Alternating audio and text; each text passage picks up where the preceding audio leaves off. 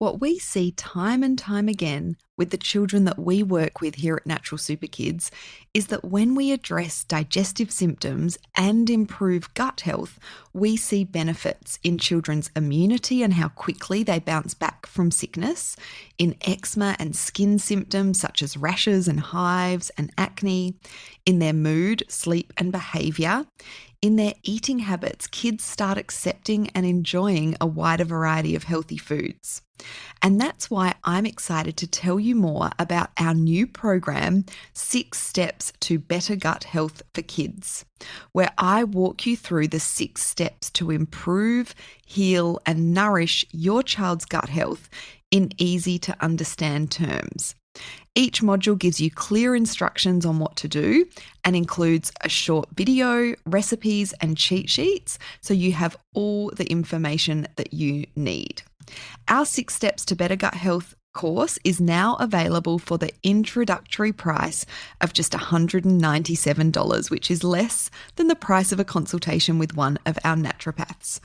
Even better is that you can get the 6 Steps to Better Gut Health for Kids program absolutely free as a member of the Natural Super Kids Club. Now, we only open the doors to the club a few times a year, but we are opening the doors for a few days only so that you can join us for just $49 and get the 6 Steps to Better Gut Health course for free. This is only available for a few days only, and if you are hearing this, you can click through and take advantage of this offer now. Head on over to naturalsuperkids.com/steps, STEPS, for all of the details. You'll also find the link in the show notes.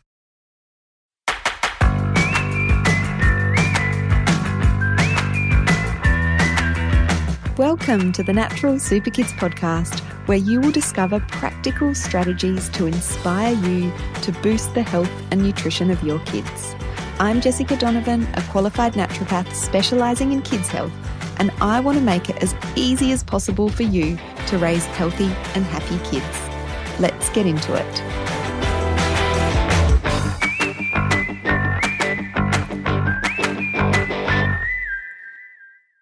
Hello and welcome to the Natural Super Kids podcast. Jessica Donovan here, and I'm so happy to have you listening in today. So, it is the new year. We are a couple of weeks into 2025. The festivities are done, and we are shifting gears, getting ready for that new school year, maybe getting back into routine for a lot of us. And it's also a time where we may need a bit of a reset, a general health reset, and certainly a bit of a gut health reset. And that's what I want to talk about and focus on in today's episode. So over the festive season and let's be honest, well into January, let's say most of January, there's a bit of overindulgence that happens. So especially I'm, talking mostly about the Southern Hemisphere, but this is also relevant if you're in the Northern Hemisphere as well. But here in Australia, New Zealand, we have the long summer holiday break pretty much all through December and January. Maybe not quite. Maybe that's a bit of an exaggeration, but it certainly feels like weeks on weeks on weeks on weeks on end. And it is such a lovely time for family connection, for, lots of catching up with family and friends. But it can also be a time where our kids might not be getting as much sleep as possible. They're certainly out of their regular routine a lot of the time, and they may also be overindulging on food that they might not normally eat. And so I want to talk about some of the reasons that it is a good time to be thinking about a gut health reset for your kids.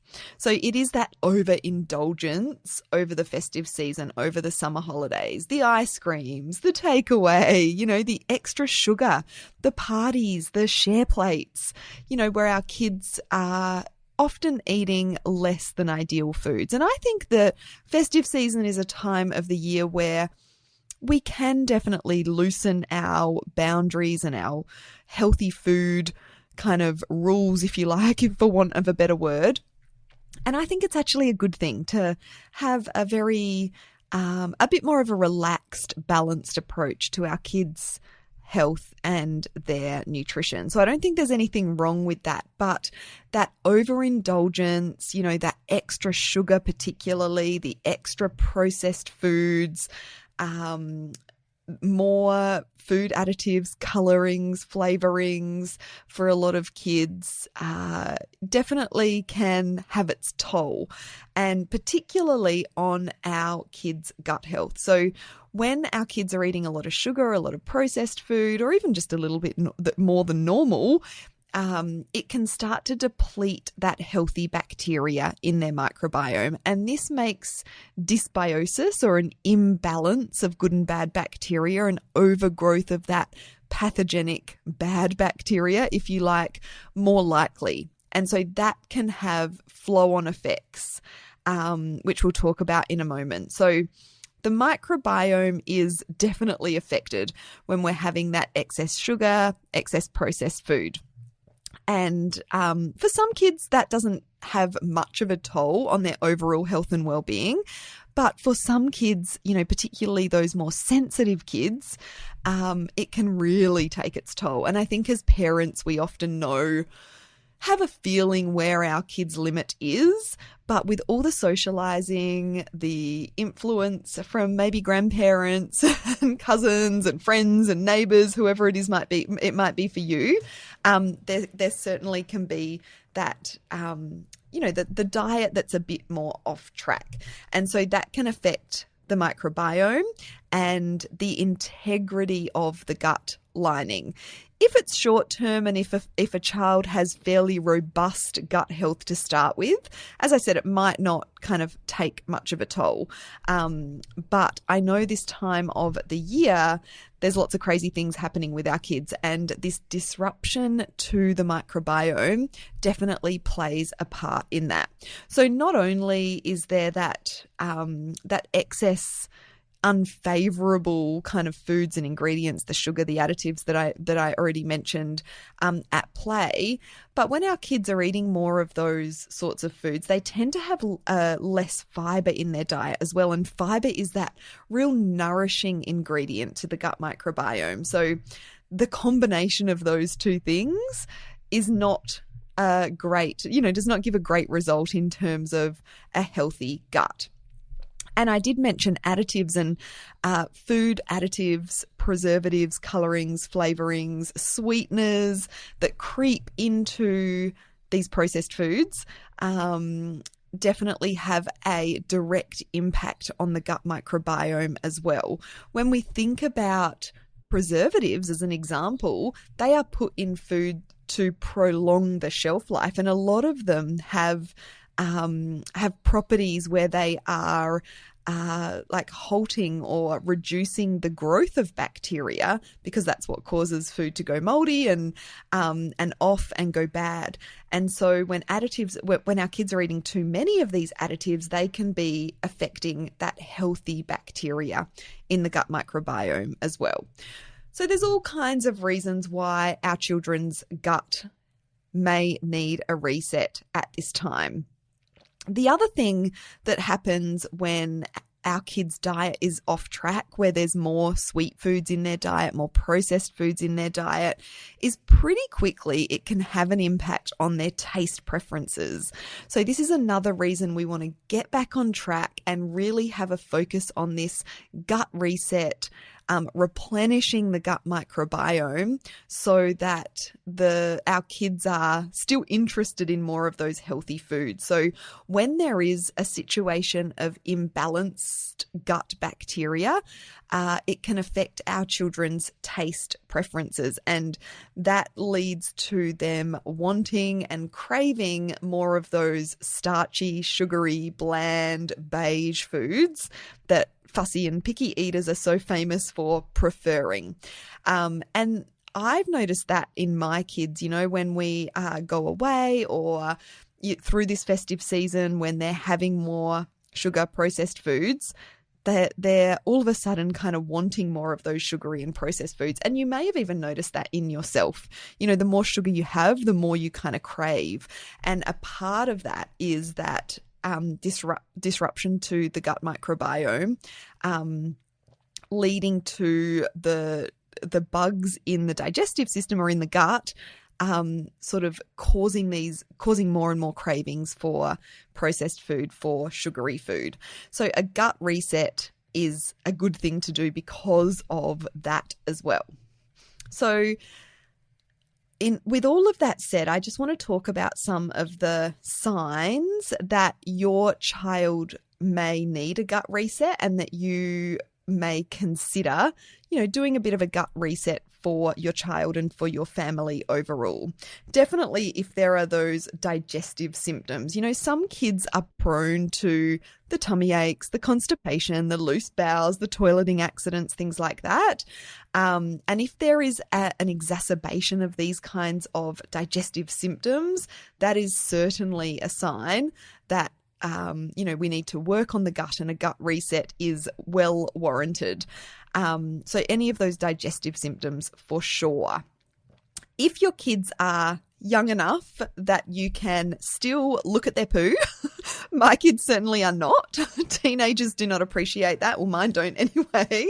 Gone are the days where I can check out their poo and, and make a judgment about how healthy their digestive system is. But if you haven't come across it, the Bristol stool chart is a really good resource. And if you Google children's or kids' Bristol stool chart, and Bristol is BRISTOL stool chart, you'll find some really fun graphics that you'll be able to share with your kids, so that you can determine, how healthy their gut is based on their poop and what that looks like.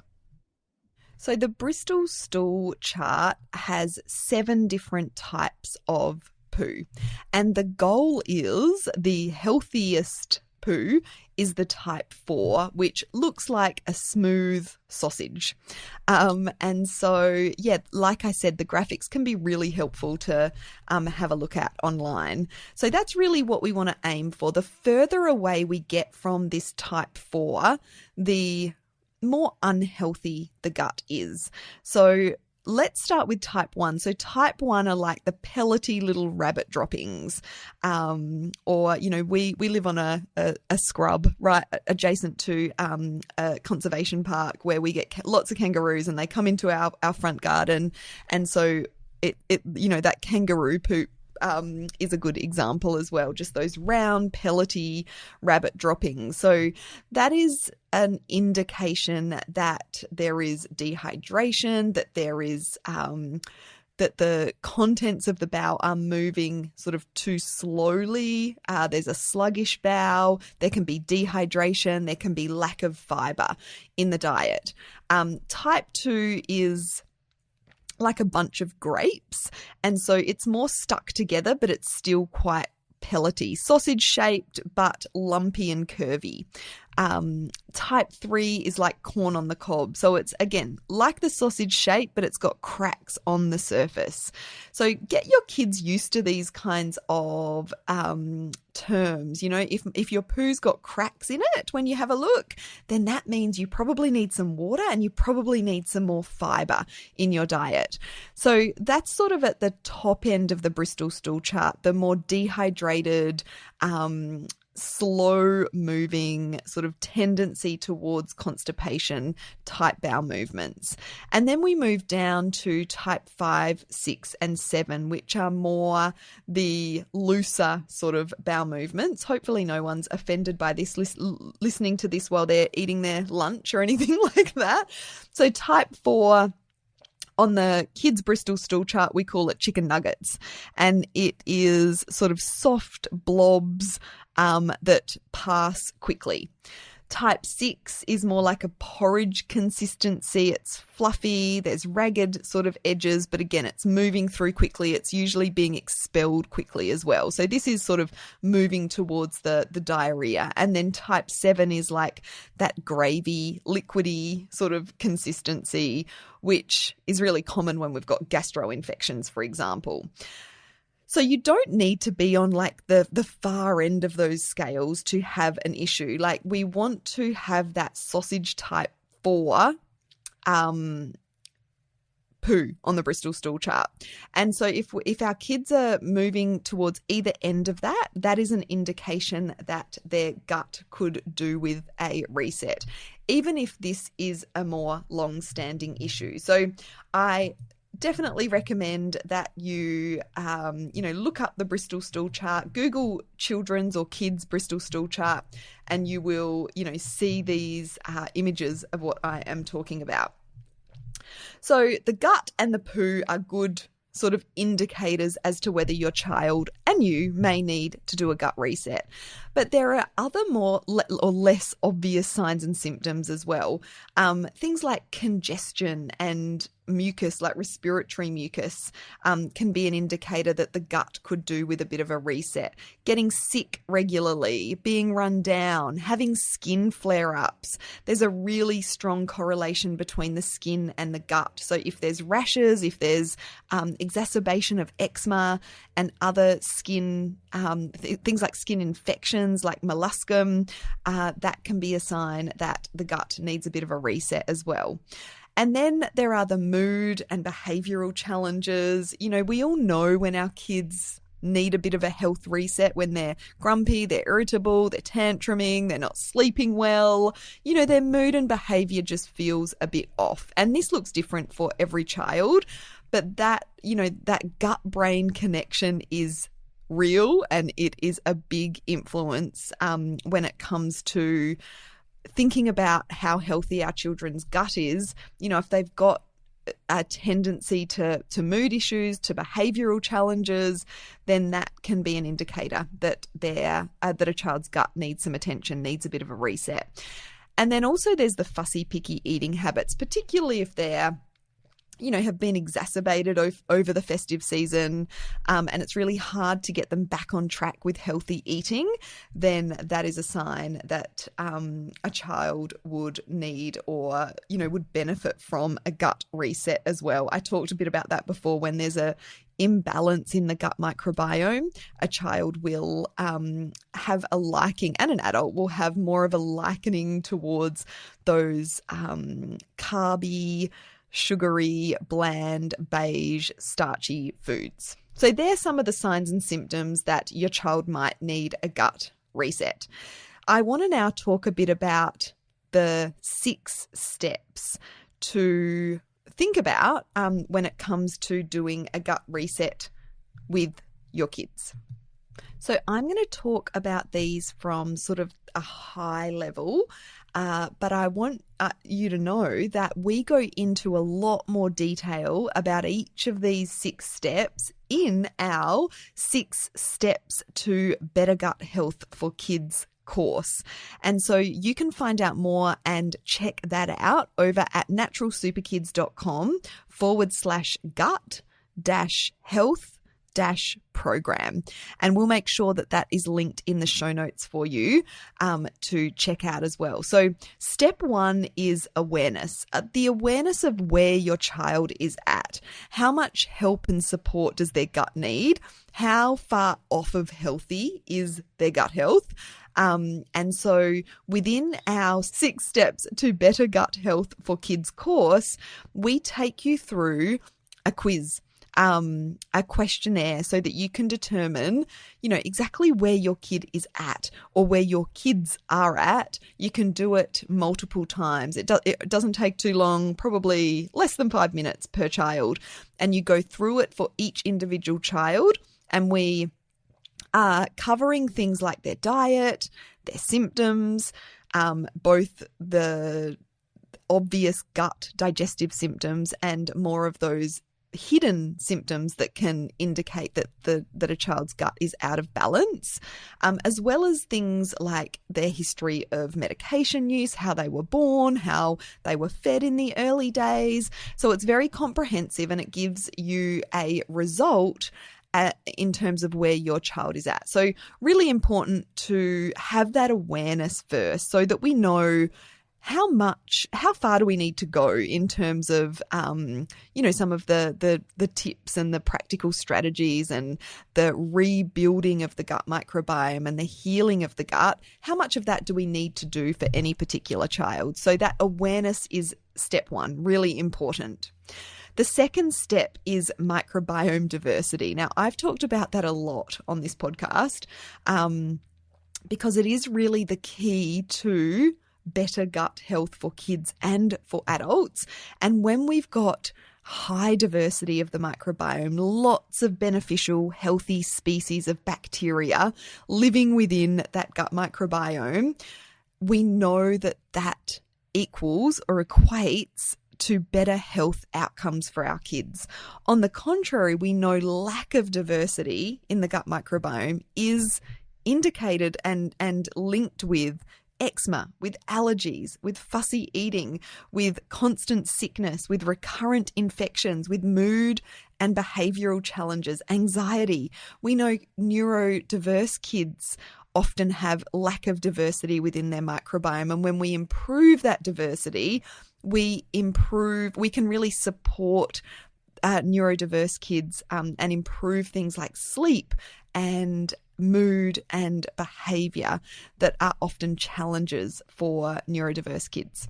So microbiome diversity is important, and that is the second thing we want to be looking at when it comes to resetting the gut. And we go into detail in terms of exactly what you can do to improve that diversity of the gut microbiome.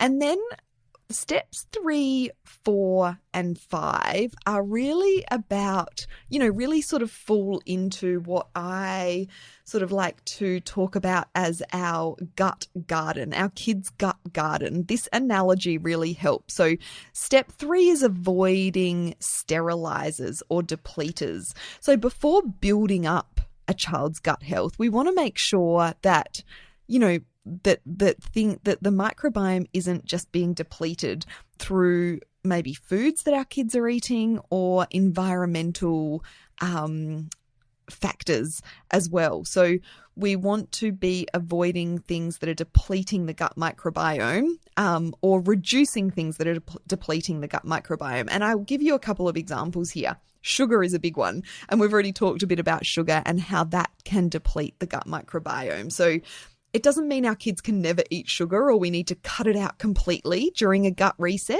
It just means we need to be aware that refined sugar, high sugar foods, snacks, meals definitely need to be limited if we want to avoid depleting the gut microbiome. We don't want to be doing all the work to build up our kids' gut health, which is what I'm going to be talking about in a second, with our seed and feed approach if it's just being depleted by constant sugar in the diet. So that's one example, but there's a lot of other things that can deplete the microbiome that we need to be aware of, and we go into detail about those in the 6 steps to better gut health for kids course. And then on that garden analogy, in the garden, we want to be avoiding things that are sterilizing the garden. So that's that, avoiding those sterilizers. And then there is this seed and feed approach. And this is really important to make sure that this is a 2-step approach, of these 6 steps. So we don't just want to be planting the seeds or, including healthy bacteria in food that our kids are eating, for example, through fermented foods, in supplements that our kids might be taking, through things like probiotics. But we also want to make sure that we're feeding that good bacteria, just like in the garden where we would plant a seed, we would need to water it. We would need to make sure it's got access to sunlight to be able to thrive. And this is where that seed and feed approach comes in. So we want to be seeding with the healthy bugs, fermented foods, probiotics, and things like that. And again, we go into a lot more detail in the 6 Steps to Better Gut Health for Kids course. And, it's really important that we are getting a variety of different healthy bugs into our kids' diet. And in the 6 Steps to Better Gut Health for Kids course, we don't just talk about the importance of that, but we give you recipes, kid-friendly recipes that help you to include more of these beneficial bacteria in your kids' diet through supplements and also through lifestyle exposure as well. And then there's the feed part. So we want to make sure that we're feeding and nourishing those good bacteria with prebiotic fibers. And prebiotic fibers we're going to naturally get more of when we are including more plant foods in the diet. So fruits and vegetables and whole grains and nuts and legumes are really rich in prebiotic fibers. So they can naturally come in through whole foods. But we can also look at some supplements for particular children who need more of that feeding and nourishing of their gut microbiome. Really important to look at both of those steps, seeding with probiotics and healthy bacteria, and feeding with prebiotics through fiber and supplements as well. And then step 6 is the extra support that kids might need from time to time, or some kids might need more ongoing. So this includes things like, foods that help to nourish the gut lining, includes things like particular nutrients that support gut healing as well. This can look different for each different child, but we've kind of come up with a way to talk about this really effectively in our 6 Steps to Better Gut Health for Kids program. Things like zinc and vitamin A and vitamin D and an amino acid called glutamine can be really helpful for gut healing, but they're not needed for every child. And you really want to make sure that you're not self-prescribing here. A lot of these nutrients can come through food, and some kids require extra support through supplements. Sometimes, some gut microbiome testing can be helpful here, and also supportive gut healing foods. So to give you a couple of examples, things like bone broth and gelatin in gummies can be really helpful for really nourishing that gut lining, particularly if kids, really need that extra support when it comes to their gut health. So as I said, I really wanted to just cover this from a high level perspective. And I've given you a couple of examples that hopefully are helpful here. But if you want the nitty-gritty, if you want the step-by-step specific recommendations, practical strategies, access to recipes that sort of support the seed, the feed, and all the other things that we've talked about through those 6 steps, definitely go on over and have a look at our gut health program. You can find that at naturalsuperkids.com/gut-health-program. And you'll see all of the details on that page. And you can just check that out and see whether that is something that you might want to go through with your child. We have a special introductory price for that program right now in January 2025. But if you're listening to this later, you'll still be able to access the program as well. We've just released this as for the very first time to the general public. Our club members have had access to this program for a little while and have been loving it. And we've really tried to make it practical, easy to understand. I know gut health can be so overwhelming, so confusing. And although we've got a lot of resources to improve, to heal, to strengthen gut health for kids in the Natural Super Kids Club, I really felt the need to come up with a program that was sort of step by step, everything you needed to know about gut health. So that is what this program is all about. 6 Steps to Better Gut Health for Kids course.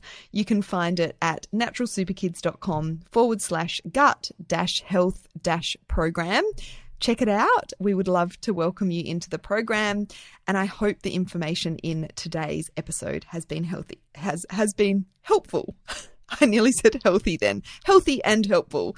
Thanks so much. Have a great day.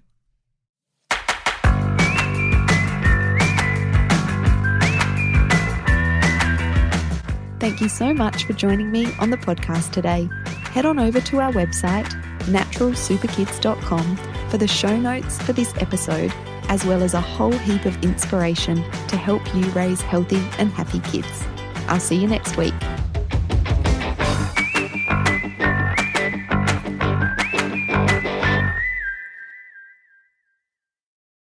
Before you head off, I want to remind you that our brand new program, 6 Steps to Better Gut Health for Kids, is now available for the introductory price of just $197, but this only lasts for a couple of days. I put this program together because we see so often kids with gut imbalances here at Natural Super Kids, whether it is the tummy aches, the constipation, the reflux and IBS type symptoms, or the more subtle symptoms that you might not link to gut health, such as picky eating, skin rashes, mood, sleep, or behavioural challenges, iron deficiency, dark circles under the eyes, congestion, recurrent infections. These are all signs that the gut could do with some attention. The even better news is that you can get the program completely free as a member of the Natural Super Kids Club. Head on over to naturalsuperkids.com/steps, STEPS, to find out more. And I will also make sure the link is in the show notes for you.